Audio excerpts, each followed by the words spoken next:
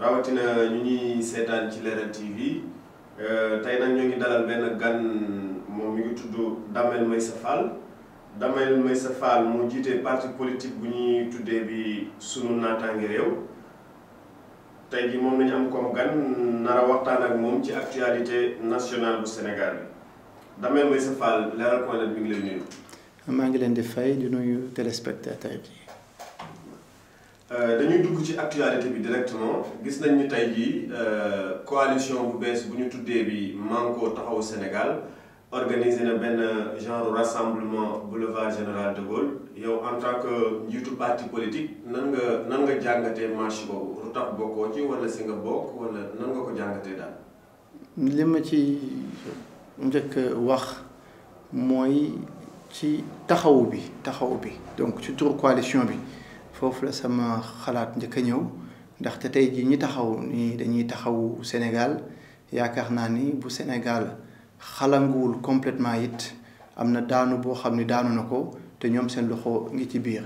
donc comme tey jii ñoom ñoo ñu yóbbee situation bi ñu nekkee nañ ñu bàyyi ñun ñi nga xam ni taquñu ci yàqu-yàqu yi ñu yëkkatil suñu réew suñu bopp yaakaar naa ni. képp kuy doomu réew mi di fi juddoo wala ngay fi yeewoo wala ngay yeewoo bitim réew am na loo xam ne suñ la koy wax nit ñi dañoo bëgg a defar sa xel du ko jàpp li Sénégal yi di wax rek ni fii léegi kenn dofatul mën leen di gis nag ngay marche di yëngatu ñu lay gis ci télé bi ci rajo bi mais Sénégalais yi ñoom xam nañ ni bu bis ba jotee li wérte wóor mooy am na ñoo xam ni mënatuñ leen a wóolu. jàpp nga daal tey ñu jiite marche boobu muy ay gis nañ ci ay ñoom Abdoul Mbaye ak ñoom membre opposition beeg ak ñeneen yeneen tur jàpp nga ni ñooñu si mooyu Sénégal yi am tey ñoom si la ñu bokk ay responsable lañ ci situation Sénégal tey. baaxoo ma du tudd politicien mais comme tudd nga ancien premier ministre bi damay commencer foofu. Avant muy nekk premier ministre ba ñu koy wàccee est-ce que sénégalais yi mës nañoo dégg turam ci lenn loo xam ne dafa impliqué sénégalais yi mu taxawal askanu Sénégal kenn mësu ko dégg donc dañuy jàpp ni Fayeen Konté moo nekk foofu bu weesoo moom bu dee ancien président Ablaye Wade ma nga fa woon teew man bi may dugg si langue politique en 2011 am na benn lettre ouverte bu ma ko adressé woon di ko si ñaan mu organiser ñu élection 2012 yi mu nekk élection yu rafet yu démocratique ngir moom bu demee ñun Sénégal ñu am lu yeneen réew yu amul mën a am yenn sage yi yu am yenn dimension internationale yi kooku suñu chance la woon suñu titre la woon président Ablaye Wade defu ko xëy na ni mu taxawee ni tey dina firnde ni Sénégal mës naa nekk ci xolam yàgg naa bëgg Sénégal mais dans le même temps pour man du ndam suñ demee ba am suñu waajur ju am at yi mu am mu taxaw ci langue politique gi ñu tolloo ko ay sëtam sax mën naa ni jiital ko ci li nga xam ni mooy xeex bi muy xeex donc yaakaar naa ni du ndamu Sénégal du ndamu démocratie du ndamu jeunes yi nga xam ni ñoom ñoo koy mbubboo di politique yaakaar naa ni ku nekk ñoom yàgg nga ci langue politique gi def nañ fi 20 ans wax nañu mën a am seen fitu bopp am seen ay organisation politique dem ci ay élection législative jàkkaarloog sénégalais yi tàllal seen loxo ni ñun dañuy dañuy bëgg bu leen sénégalais yi gisee ci loolu jox leen mais yaakaar naa ni àndandoo bi ñuy àndandoo depuis 2000 gis nañu ko en général résultat yi muy am du li gënal sénégalais yi. du li gënal sénégalais yi beneen question actualité bi mooy premier ministre Mahammed Boun Abdallah Dionne fan dalaloon nañ ko démb ci assemblée nationale ci question d'actualité yi mais wax bi dafa lëmbee ci mbirum pétrole ak contrat Total beeg gaz naturel bi yow en tant que kuy faral di nekk France nan nga gisee contrat boobu ak coow lu wër pétrole beeg gaz naturel. man doomu réew mi la te yàlla dimbali nañu dem nañu bitim réew ñu ngi xool di gis di déglu di dégg mais dafa am lu ma jaaxal lool tey ji am na politiciens yoo xam ni seen tur sax ci pétrole bi ak gaz bi ci li seen ay tur juddoo ci lañ leen xamee mais politiciens yooyu seen tur juddu ci gaz bi ak pétrole bi dama leen di laaj ñoom ndax ay sénégalais lañ wala duñu ay sénégalais. yan tur nga bëgg a wax. ndax fi la ñuy yeewoo wala ndax yeewoowuñ fi ndaxte bu dee da nga jël sa énergie yëpp def ko ci pétrole bi gaz bi mais ñooñu dama leen di fàttali ni mais téléphone bi fii Sénégal nekkul ci loxo sénégalais yi dama leen di fàttali ni électricité bi nekkul ci loxo sénégalais yi ndox mi naka noonu kon ñi bëgg a lijjanti gaz ak pétrole boo xam ni amaguñ ci benn barigo wala amaguñ ci 1 millilitre bu génn mais dëgg ñu bëgg ñoo indil ay fitna ci pétrole ak gaz d'accord naa anticipation d'accord naa ñu prévenir corruption bi d'accord naa ñu prévenir enrichissement illicite bi d'accord naa ñu prévenir détournement des ressources du peuple sénégalais mais ñooñu bu dee dëgg-dëgg Sénégal kese moo leen ñor bu dee dëgg-dëgg intérêt population bi kese moo leen ñor dama leen di laaj wala nañ ñu génneel lan la ñu mës a bind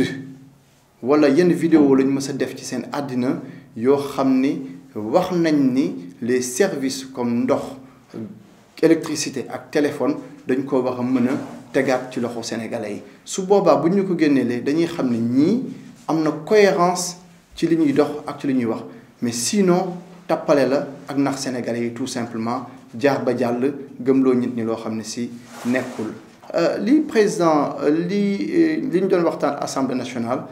li ma si mën a dolli mooy fii Sénégal yaakaar naa avec le président Macky Sall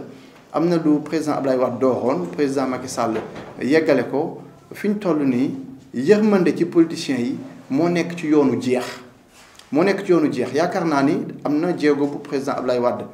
tegoon président Macky Sall am na lu mu ci teg fii ku nekk xam na ni politicien bu fi nekk ci tappale ak caaxaan yàgg wiiri jaari ndaari dina am génération boo xam ne dina ñëw dina la lijjanti ndaxte am na genre crime yoo xam ne sénégalais yi am nañ ci conscience que ay crimes yoo xam ne la yu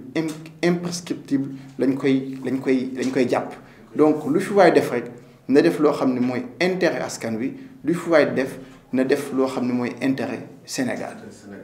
waaw suñu waxee gis nañ ay France ak yooyu ñoo ngi wax affaire Macron ñoo ngi wax benn désaffection bu gars yi am bu nit ñi am si politiciens ñi ñuy wax politiciens professionnels yéen seen parti lan ngeen yaakaar mun ngeen ko apporter fii ci combat politique bi lan ngeen yaakaar mun nga ko apporter de nouveau ak ban chance ngeen am. Sénégal damay dégg nit ñi di wax naan li fi nekk ci parti ci pays bu toll nii dafa bari mais question bi du loolu. ñun bu ñu nekkee 14 millions sénégalais 20 millions sénégalais war nañ mën a am 14 millions partis 20 millions de partis parce que tout simplement doomu Sénégal bu nekk war nga toog am looy bëgg yaa xam pouvoir local la yaa xam pouvoir exécutif wala pouvoir législatif mais li dem ba des mooy dañu war a moraliser la vie publique moraliser la vie publique mooy lan parti yi génn ci jënd beeg jaay bi ñu créer ay conditions yoo xam ne même boo tegee parti libre nga ci. mais ñu ni parce que parti bu ñu ko sosee ki ko sos nekk ci dëgg nekk ci flag nekk ci fayda mooy pour dem élection boo sosee parti élection législative jàll demoo élection locale jàll demoo présidentielle mën nañ xam ni dafa am ay exigences yoo xam ni quand même du ku nekk ak saa su nekk nga mën a jug dem ci mais élection locale jàll demoo législative jàll demoo mais parti boobu dañ ko war a dissoudre immédiatement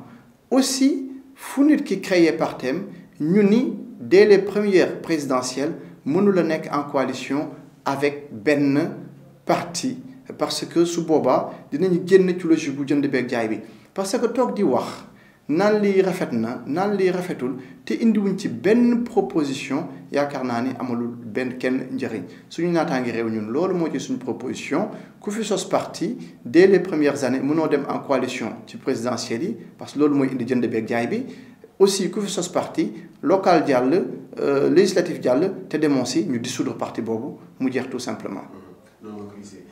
yow suñu naataange réew la ban taxawaay ngeen am ak seen xalaat par rapport ak Khalifa Sall bu ñu emprisonné par rapport à la caisse d'avance de la mairie de Dakar yéen ban approche ngeen si am. xëy na soo ma ko mayee balaa may tontu ci question boobu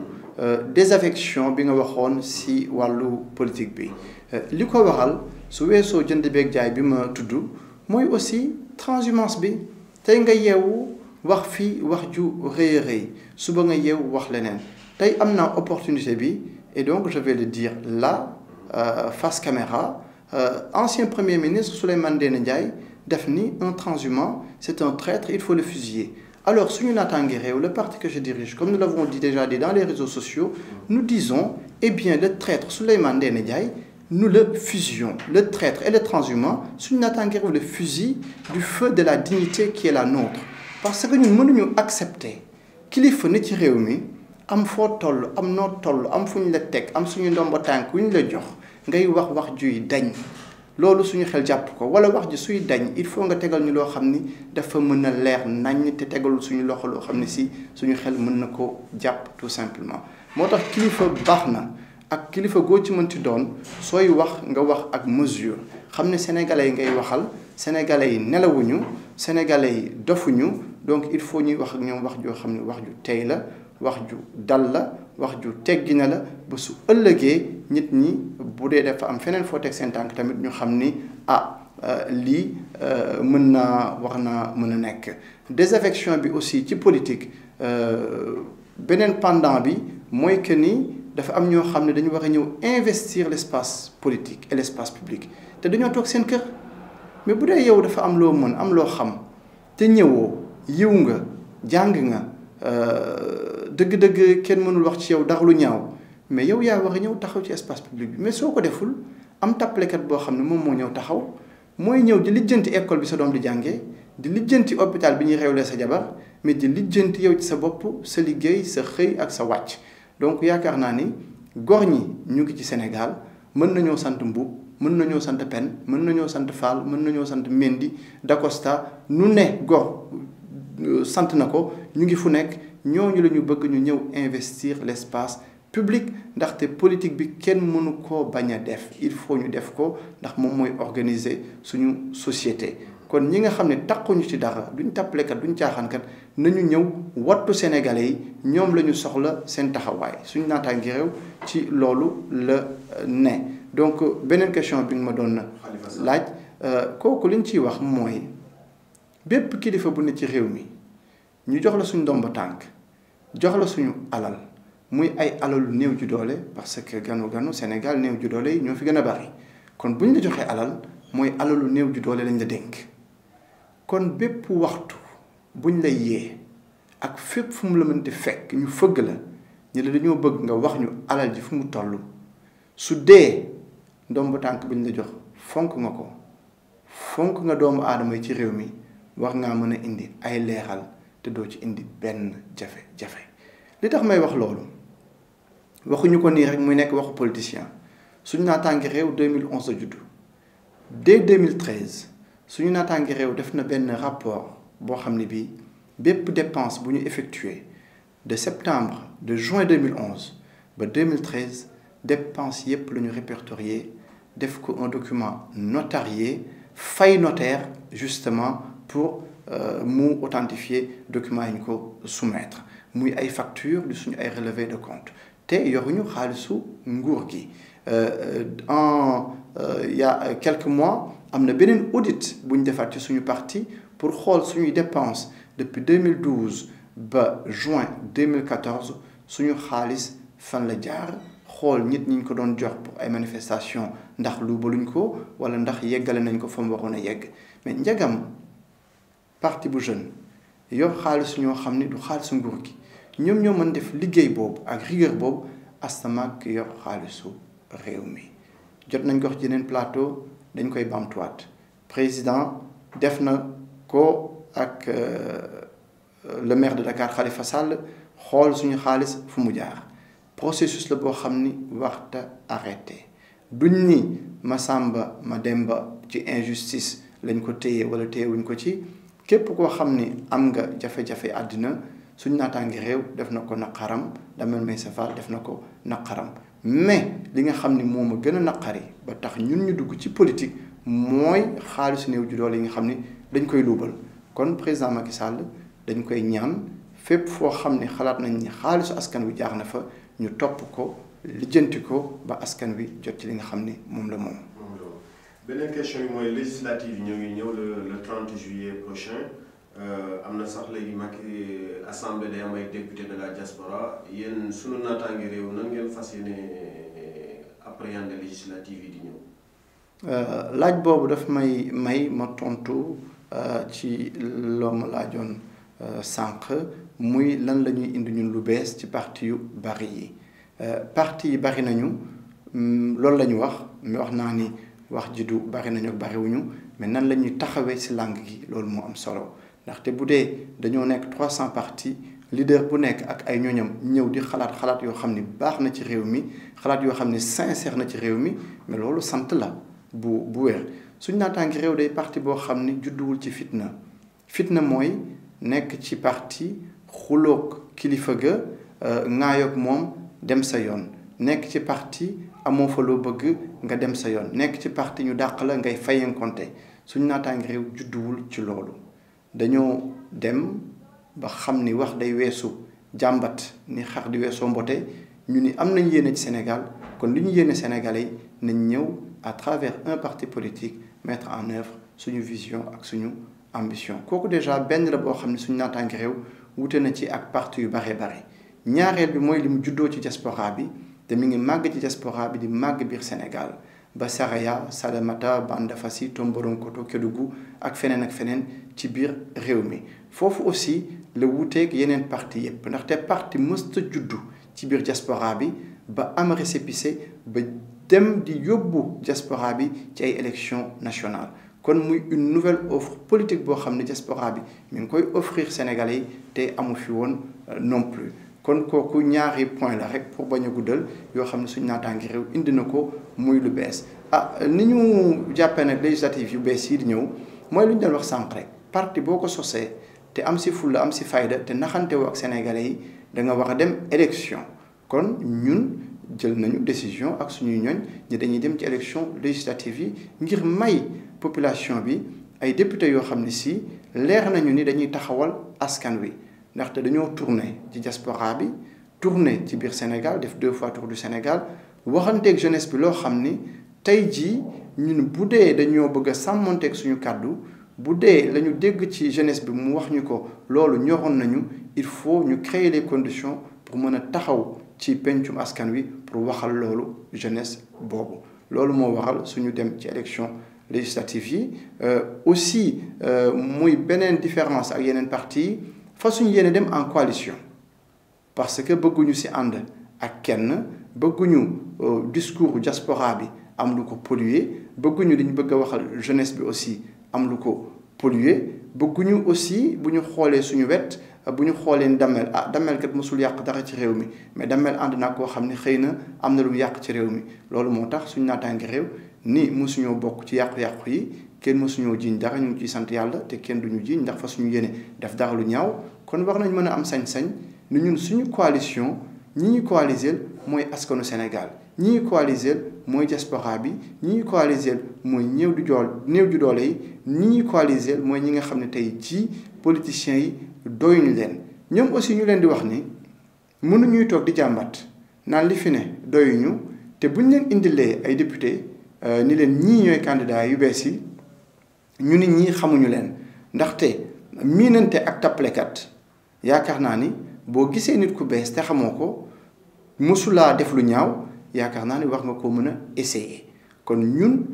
suñ naataangi réew loolu la ñuy ñaan askan wi d'autant plus que parti bi nga xam ni mooy suñ naataangi réew jóge ci diaspora bi diaspora sénégalaise li mu séq ak Sénégal leer na ay teranga la ñu séq ak Sénégal suñu expérience ñu ngi koy def suñu expertise ñu ngi koy def suñu ñaq ñu ngi koy def ànd ceeg ñoo xam ne aussi ñu ngi ci biir réew mi ni ma ko waxee sànq cité ay dëkk noonu la aussi parti bi nekkee fii ba Matam Dagana Pété Guédé Kanel ak feneen kon parti bu juddoo ci diaspora bi la mais parti sénégalais yi la te liy firnde ni parti sénégalais yi la mooy élection yu ñu dëgmal bu soobee yàlla 45 départements yi ambition bi mooy fu nekk ñu am fa liste départementale après ñu ngi ñaan yàlla ba question administrative yi du ko gàllankoor mais ambition bi loolu la leaders yi ils sont tous informés et mobilisés processus d'investiture yi mi ngi avancé te amul benn fitna que mu nekk ci réew mi wala biti réew mi ay investisseurs suñu naataangi réew amul benn fitna bu ñu xoolee tey jii coalition Benno Bokk Yaakaar bu ñu xoolee États-Unis tout simplement ci biir coalition boobu am na si parti yoo xam ni am nañu au moins ay 15 investitures ci biir benn parti ñooñu war a xeex rayante ci seen biir bu ñu rayante ci seen biir war a ka ci génn war a ñëw nag jàkkaarloog naatangoo yeneen parti yi ñu xool kan lañ si tànn processus boobu Italie gii ma jógee aussi en tournée moom laa fa fekk ville boo fa dem si yenn parti yi am na benn auto investiture ku nekk ngi investir boppam mel na ni daal askanu Sénégal yëkkatiwu leen nit ñi 4x4 la ñuy daw xaalis bi bon d'essence yi avantage yi mais il faut ñu xam ni rôle député mooy taxawal askan wi parti il faut ñu am kilifteef gu toll ni que ñu mën a organiser seen investiture yi ba diaspora bi nga xam ni maa ngi woon États-Unis ak Italie en tournée mais bu ñu tas diaspora bi parce que un processus électoral warul nekk une occasion pour déstabiliser en fait tout le travail qui a été fait dans la diaspora par les organisations qu'elles soient religieuses ou laïques en tout cas par nos compatriotes qui sont à l'extérieur donc dafa baax ñu bañ a déstabiliser diaspora bi aussi am fulla ak fayda gu toll ni que 15 députés yi ñu leen bëgg a mën naa ni naxe bañ leen a tax ñuy reyante fi may jeexale rek mooy ni waxoon naa ko ci ay plateau dama koy bamtuwaat et yaakaar naa ni lu am solo mu ngi noonu mooy député diaspora amul li tax député diaspora amul mooy Damel Meissa Fall tey jii su nekkee ci coalition su demee assemblée nationale wala en tout cas suñu naataangee réew investir ma yàlla def ci ma nekk député ak votu ñi nga xam ni sénégalais yi nga xam ñoo ci jàpp mais su ma demee assemblée nationale mais lan lañ bëgg ma wax fa mais li suñu naataangee réew bëgg loolu laa fay wax mais kon képp ku ñu investir ci beneen coalition soo taxawee assemblée nationale mais sa waxu coalition nga fay défendre soo ko fa défendrul prochaine législature bi sa ndombo tànk en tout cas sa investiture ñàkk nga ko kon may wax sama mbokk émigré yi suñu naataangi réew ci diaspora bi lañ ko sosé ci diaspora bi mi ngi fiy màgg di màgg si réew mi donc ay député suñu naataangi réew bu ñu taxawee assemblée nationale de façon très logique mënuñu défendre lu dul intérêt diaspora bi ndaxte ku ci défendrul intérêt diaspora bi eh bien beneen législature bi di nga ñàkk sa investiture c'est aussi simple que ça bu ñuy insister nag ci diaspora bi c'est pas parce que dañ bëgg a différencier wu wala ñu bëgg a def ñaari Sénégal diaspora bi dañ ciy insister parce que diaspora bi mi ngi ci investissement yi diaspora bi mi ngi ci social bi diaspora bi mu ngi dans tous les secteurs économiques et sociaux du Sénégal donc foofu loo fa jàpp rek ngir diaspora bi gën a gis boppam Sénégal nga ko defal c'est pour cette raison-là que nous insistons et la diaspora comme nit ñi am na nu ñu toogee 2500 ak 3500 yi corruption bi foofu la gën a wàññeekoo mën naa ni kon ku ànd ak ñoom di politique normalement politique boobu wax na mën a antu. waaw Damel Meissa Fall bu sunu naataange réew ñoo ngi lay jaajëfal à moins que nga am benn dernier mot bi ngay lancé. di dellu rek di wax suñuy ñoñ ñoom ñëpp maa ngi leen di jaajëfal ñoom ñëpp lépp li ñuy def nañu ko dolli nañu ko yokk ndaxte tey jii opportunité bi ñu leeral may ñu mën a wax ak suñu mbokk Sénégal du bis bu nekk la ñuy am opportunité yooyu kon ñun ñoo war a liggéey ngir suñu naataange réew nit ñi xam ko ba ci village yi nga xam ne ñoom ñoo gën a sori ci biir Sénégal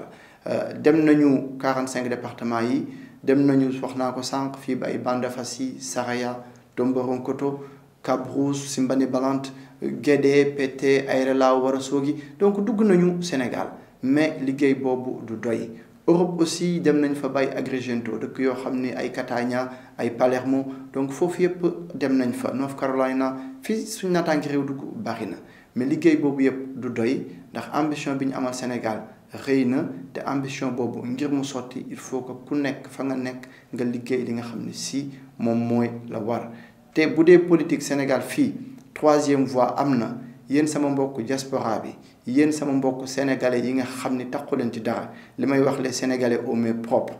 jàpp leen ni troisième voie su amee yéen la mais politicien boo xam ne nekk na ci parti jël fa ay ndombo tànk nekk fa ministre nekk fa député ba usé fa ba ñàkk fa pouvoir bi bëgg a ñëw tey taxaw parce que gis nañ Macron ñëw ni sénégalais yi ñun ñooy troisième voie yaakaar naa ni naxaate mënta weesu loolu troisième voie dafay impliquer fraîcheur dafay impliquer lu bees te yéen diaspora bi yéen sénégalais yi taqul ci dara yéen a bees donc yéen troisième voie bi jërë ngeen jëf